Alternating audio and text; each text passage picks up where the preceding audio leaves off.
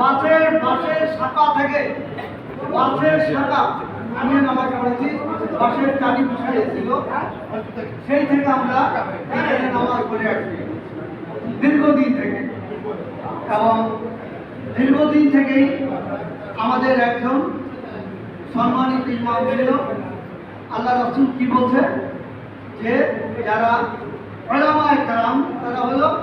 রাসূলের অনুরাগী, আল্লাহ কোনো সাহাবী নাই, কেউ নাই, তারা হলো যদি তারা কোনো অন্যায় করে,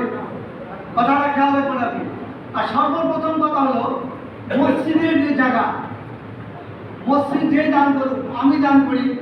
আপনি দান করেন, আরেকজনে দান করেন, সেটা সম্পূর্ণরূপে ওয়াকফে থাকতে হবে।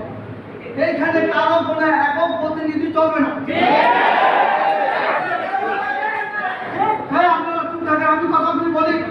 হ্যাঁ শান্তভাবে। আমি একজন সৌদি আরবের শিক্ষিত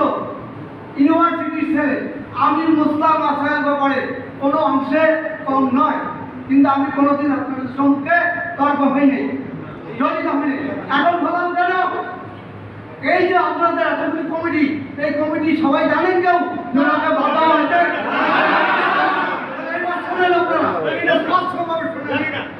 কথা হলো কমিটি কমিটিতে বাদন যে আপনাদের কাছে মেহরবানি উনি অন্যায় করছে, উনি ডাকাত ছিল, আপনার কথা শুনে রাখেন, উনি ডাকাত ছিল, চোর ছিল, এমন খারাপ লোক ছিল, কথাটা আপনি বুঝেন। এটা কি করতে হবে, এটা সবাইকে জানাতে হবে যে আমার এই ইমামের এই দোষ, ইমাম এই চরিত্র ভালো না, হ্যাঁ ইমামের এই দুশ্চরিত্র, যার জন্য আমি আমার এই মসজিদ থেকে, আমি বলতে না শব্দ নেই, আপনারা, আমি হলাম একক আর আমরা হলাম বহু বছর, কথাটা বুঝেন। কিন্তু মুসলিম মাসাইলের ব্যাপারে অনেক মুসলিম মাসাইলের অনেক বিরাট মুসলিম মাসাইল, যদি উনি এককভাবে এখন এই মসজিদের বলে যে আমি টাকা দিচ্ছি, আমি করছি, কারো নামাজ হবে না, কোনো আরব যদি থাকে স্পষ্টভাবে আমাকে বলেন নামাজ হবে না। যদি কেউ যদি বলে যে আমি মসজিদ আমার টাকা আমার এই শুনে আমি কথাটা বলতে চাই, শুনতে চাই, আপনারা সবাই এখন কথা হলো আমাদের যে ইমাম সাহেব ইমাম, উনি চরিত্র খুব খারাপ, চুরি করছে, ডাকাতি করছে, রাহাজানি করছে। একটা লোক এই মসজিদের যখন মানে ছাত্র ছিল, আমিও করছি, কারণ আমি হলাম এই মজদুর খান বংশের যে কোনো, তখন আমি বলি আলহামদুলিল্লাহ আল্লাহ তাআলার অশেষ সম্মানিতে অশেষ বরকতে একক আল্লাহর এক ইমামের দ্বারা সাহায্য নিয়ে, দর্শনের সাহায্য নিয়ে আজকে আমাদের এই বাবরি মসজিদ মাশাআল্লাহ তাবারাকাল্লাহ অনেক উপরে উঠছে, নাকি না ওঠে নাকি? সেটা প্রচেষ্টাটা একদম ছিল নাকি, ছিল তো নাকি?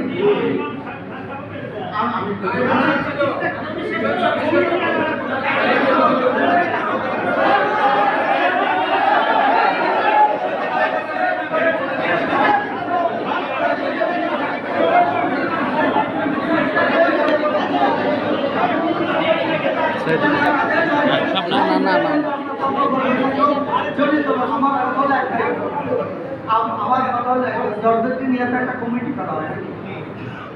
হয় যে হয় না, যদি কোনো লোক অন্যায় করে, মুয়াজ্জিন অন্যায় করে, ইমাম অন্যায় করুক, এবং মসজিদ কমিটিরও যদি কোনো লোক অন্যায় করে, তাদেরকে নিয়ে মশওয়ারা করতে হবে। এটা হলো রাসূলের হাদিস, কোনো কর্ম করার আগে তোমরা মশওয়ারা করতে হবে, মশওয়ারা করবে, তারপর একটা সিদ্ধান্ত নেবে, নাকি ভাই? ঠিক আমার কথা হলো সেটা না। আমরা যখন এখানে আসি সবাই, যাই হোক দুর্ঘটনা মানুষ করতে পারে, পাপ করতে পারে, অন্যায় করতে পারে, কারণ ইংলিশটা আজকেও আমাদের যে খতিব নামাজ পড়ে সুন্দর বক্তব্য দিতে হয়,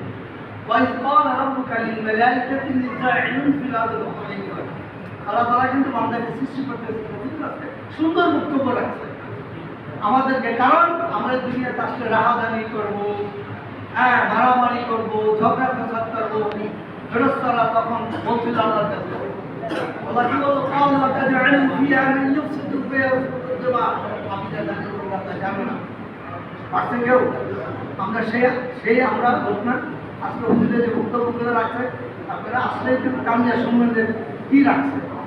কেন আমাদেরকে সৃষ্টি করতে চান এখন কথা হলো ওই কথা বলতে চাই না কথা হলো যে আমরা যারা মসজিদ কমিটিতে আছি এবং আমাদের মাননীয় যে মামাজি আছে উচিত হলো দর্শনকে নিয়ে যদি আমাদের সাবেক ইমাম কোনো অন্যায় করে থাকে বুঝলাম সে চুরি করছে ডাকাতি করছে দর্শনকে নিয়ে মাসওয়ারা করে বলতে হবে যে ওনার এই অন্যায়ের জন্য ওনাকে আমি এই মসজিদ থেকে পরিত্যক্ত করলাম এত যদি সবাই বলে যে ঠিক আছে হ্যাঁ ওনার এই অন্যায়ের জন্য উনি এখানে কাজে উপযুক্ত না কি বলেন ঠিক না আমরাই সেটাকে দেখবো মানুষ সবাই করলে না নাকি না আমার না কি দোয়া করে গেছে বলে মুসলিমুন তুমি ইমানের সাথে মৃত্যু করিও কাফের হয়ে তুমি আমাদেরকে মৃত্যু করো না এই ঘরটা কার যেখানে বাইতুল্লাহ নামাজ পড়া আর এই যে আমাদের এখানে ওইখানে সব বসে এখানে সব কাম যদি আগে এটাও কি বাইতুল্লাহ নাকি প্রত্যেকটা মসজিদ আল্লাহ বাইতুল্লাহ এখানে হইতে পারে কারণ আমরা সে কিন্তু ইংলিশের ইংলিশ আমাদের কদমে দিতে লেগে থাকতে পারে অন্যায় হইতে পারে সে অন্যায়ের বিচার আবার আমাদের যারা আল্লাহ তারা বিভিন্ন কমিটি আর মশলা করে কিন্তু কোনো একজন আলেমকে আপনারা মনে রাখবেন সরাসরি কেউ খালি বা কোনো দিয়ে কথা বলতে পারে না আমরা আপনারা কিছুই না জানি কিছু দিন সম্বন্ধে দিন সম্বন্ধে পড়ে আসছে হ্যাঁ অন্যায় করতে পারে সেটা জানবো জানার পর আমরা বিবেচনা করবো যে তাকে রাখার মতো উপযুক্ত কি না এখন আপনারা বলেন এখানে যেটা ঘটে গেছে এই ব্যাপারে আপনাদের কি মন্তব্য এটা বলেন আচ্ছা আগে কমিটির লোক আসে পাইছিল আচ্ছা কমিটির লোক যারা আছে কারণ কোনো ব্যাপারে কোনো কমিটির লোকের সাথে পরামর্শ করা হয় না এটা স্পষ্ট ভাষা আমি জানি আমি বিগত এখানে আমাকে বলতে থাকি শোনেন আমি বিগত আমি তো কথা বলি কমিটিতে আজকে কয়টা মিটিং করতে এই পর্যন্ত জিজ্ঞেস করে কই বল করে সেটা দায়িত্ব না জিজ্ঞেস করেন কমিটি আপনি দরকার নাই আমি না কমিটি দরকার নাই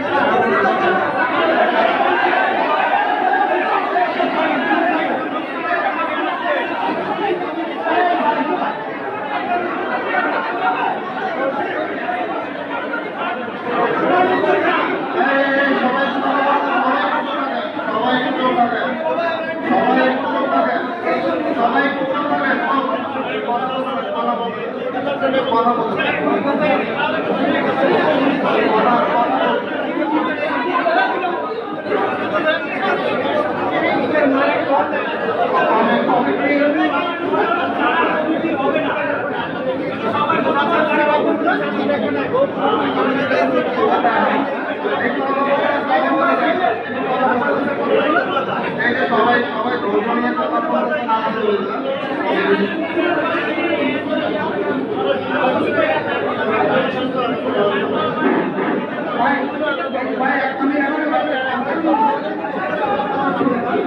আমাদের সাবেক কমিটিতে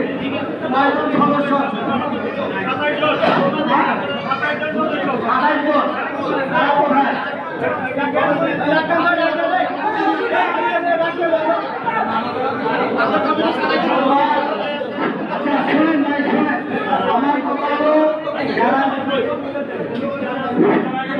কমিটির লোক যারা আছেন তারা এখানে চলে আসেন কমিটির বাইরে যারা আছেন মুসল্লি এলাকার মুসল্লিরা সবাই আপনার কাছে চলে যায় কমিটির লোকদের সব একসাথে হয় বাকি সবাই চলে যান বাকি সবাই বসে যান কমিটি যারা আছেন তারা সবাই এখানে আসেন কমিটির ব্যতীত এটা থেকেও থাকবো না সমস্ত কমিটির লোকদের এই পাশে আসেন যারা কমিটির লোক এই ব্যতীত বাকি সবাই মুসল্লিরা আমরা এখান থেকে চলে যাবো আমরা কেউ কোনো চিল্লাচিল্লি করবো না তার পিছনে লেগে যাবো না আমরা কেউ রাজ্যকে লেগে যাবো না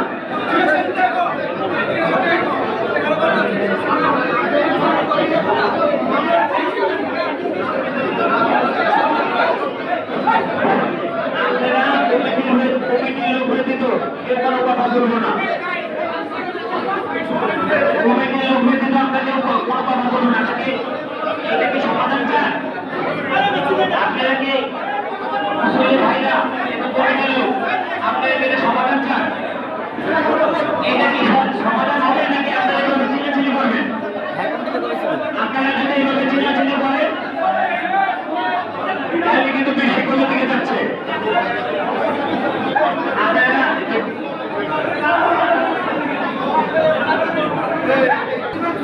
আপনারা একটু চুপ থাকবে, সবাই আমরা একটু চুপ থাকি। কমিটির লোকরা কমিটির কার্যক্রমটা করতে দেন, আমরা বুঝলি না তারা কি বলে কমিটির লোক, তখন আমরা প্রতিবাদ করতে কথা বলবো। তারা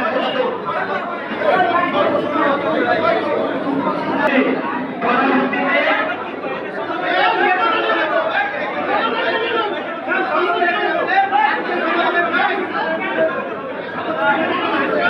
এখানে কমিটির লোক সব উপস্থিত নাই, 64 জন কমিটির লোক সবাই উপস্থিত নাই।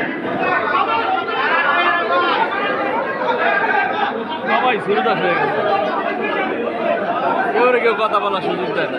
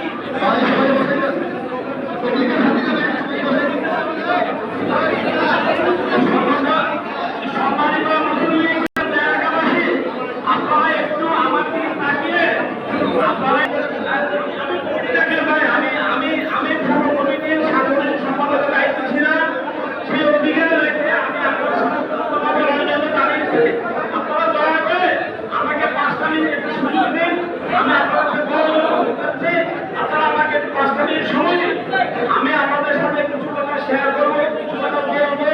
কিছু বক্তব্য দিয়ে আমি চেষ্টা করি যে আপনাদের আজকে যে পরিস্থিতি, এই পরিস্থিতি